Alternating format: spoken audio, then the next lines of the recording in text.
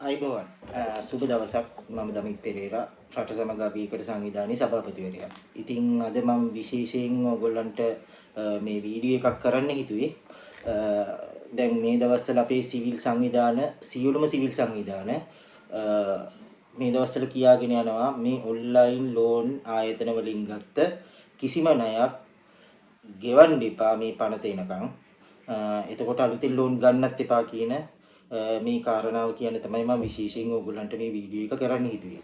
ඉතින් පළවෙනි කාරණේ තමයි දැන් මේ ඊයේ පෙරේදා 10 වෙනිදා මේ පාර්ලිමේන්තුවේ අපේ විපක්ෂ නායකතුමා ආණ්ඩු පක්ෂයෙන් ප්‍රශ්න කරා මේ සම්බන්ධයෙන් මේ ඔන්ලයින් ලෝන් මාෆියාව සම්බන්ධයෙන්.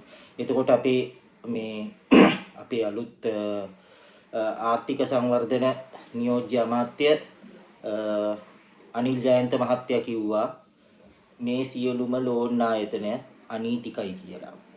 හරිද? අනීතිකයි. නීතියානුකූල නැහැ. හරිද?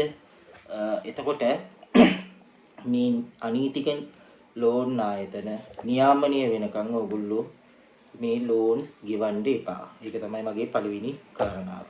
එතකොට තව කාරණයක් තියෙනවා. මේ මං ඊයේ පෙරේද වොයිස් එකක් ඕගොල්ලන්ට දැම්මා. ඕගොල්ලෝ මගේ රට සමග අපි එකට සංවිධානයේ මේ පේජ් එකට ගිහිල්ලා බලන්න සිය රට ආයතනයේ එක මහත්මයෙක්ට ඒ කියන්නේ පොලිසිය නිලධාරියෙක්ට දාපු වොයිස් මැසේජ් එකක්. ඒගොල්ලෝ කියනවා මේ පොලිසියට ලෝන් දෙන්නේ නැහැ කියලා.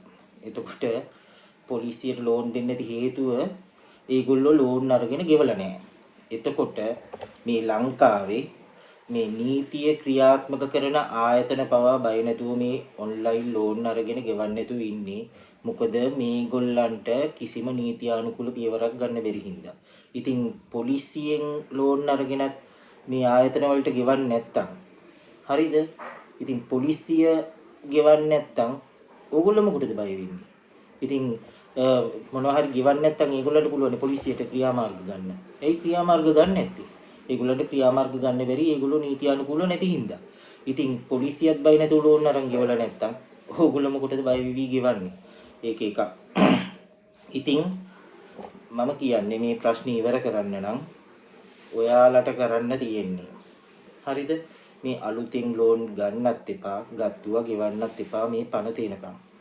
මේ මොකද කියලා කියන්නේ මේ ඒගොල්ලෝ ඕගොල්ලන්ට තර්ජනය කරයි ෆොටෝ ෂෙයා කරනවා Facebook දානවා එතකොට මේ අස්වැසුම නවත්තනවා එතකොට චන්දහිමි නාවලේඛනයෙන් ගෙදර මිනිස්සුන්ගේ නම් අරගෙන දැනුවත් කරනවා කියලානේ ඒවත් ඉතින් නීති විරෝධීනේ ඉතින් මේ වගේ නීති විරෝධී දේවල් කරන්නේ ඒගොල්ලෝ පෙළඹෙන්නේ ඒගොල්ලෝ නීතියානුකූල නැති හින්දා නැත්තම් ඒගොල්ලෝ හරියට නීතියානුකූල නම් ඒගොල්ලන්ට පුළුවන් පොලිසිය පැමිණිල්ලක් දාලා වැදගත් විදියට ඒ මිනිස්සයා පොලිසියට ගෙන්නලා ඊට පස්සේ සමත මණ්ඩලයට ගෙනල්ලා ඒත් ගෙවන්නේ නැත්තම් උසාවියේ නඩුවක් දාලා ඒක තමයි ක්‍රියාපිළිවෙල.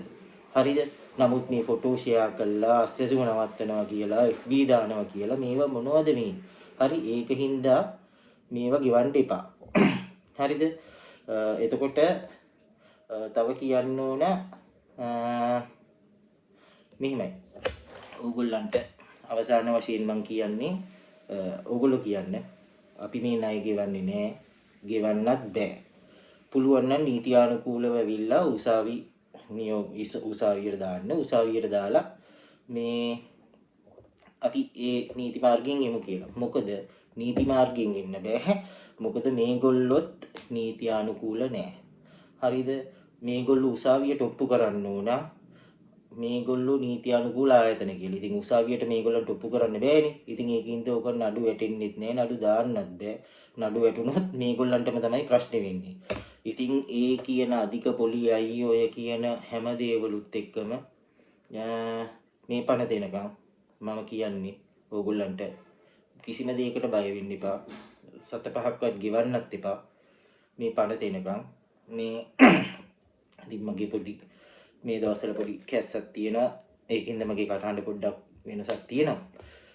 ඉතින් කියන්නේ මේ පණ තැනකම් සතයක්වත් ගෙවන්නත් එපා. අලුත් ලෝන් ගන්නත් එපා. අපි ඒගොල්ලන්ට පිට වෙන්නේ නැහැ.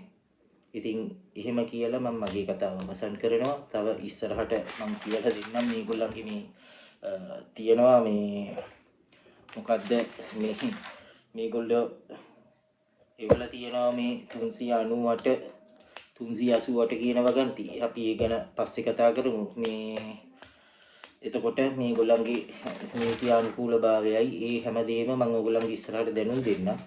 දැනට මට කියන්න තියෙන්නේ මේ පණ තැනකම් අලුතින් ලෝන් ගන්නත් එපා. ගත්තු ඒවා සතියක්වත් ගෙවන්නත් එපා. ස්තුතියි. මම දමිත් පෙරේරා රට සමග අපේකට සංවිධානයේ සභාපතිවරයා.